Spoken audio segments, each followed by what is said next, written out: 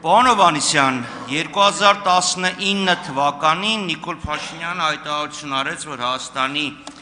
մեկ շնչին ընկնող համախառն ներքին արդյունքը գերազանցում է Վրաստանի հնային մեկ շնչին ընկնող։ Հիշում եք վրացական արձագանքը, այն բորժոմի պիլա, ու нас տոլմա, բայց ամեն դեպքում ես ինքս մտա եւ ստուգեցի այդ տվյալները, իրոք 19 թվականին մեկ շնչին ընկնող հնան Հայաստանում ավելի բարձր, քան թե Վրաստանում։ Հոկտեմբեր ամսին Արժույթի միջազգային հիմնադրամը հրապարակել է նույն տվյալները, Հայաստան 8970, մեկ շնչին ընկնող, Վրաստան 10130 $։ Այս ինչ եղավ, որ մենք սենց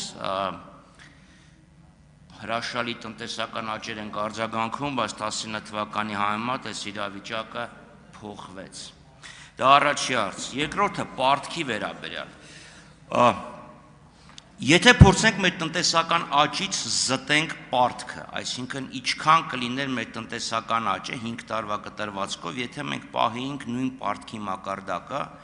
ինչ որ կար 18 թվականին, կարծեմ, դենց մի քիչ ավելի բարդ, բայց ավելի ազնիվ ֆինանսա։ Իդեպ, պարոն Գաբրելյան, եթե ուզում եք իմ պարտքը փակեք, հիպոթեկս փակեք։ Երրորդ հարցը։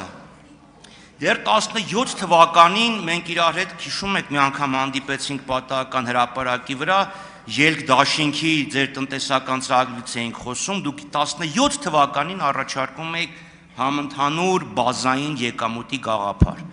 Ես լիահույս եմ, որ 26 թվականին դահլիճի այս հատվածը կփոփոխվի, դա համար հիմա եմ այս հարցը տալի։ Վերջը վերջո, ձեր այդ խոստումը համընդհանուր բազային եկամուտ ներմուծելու երբեք իրականացնելու։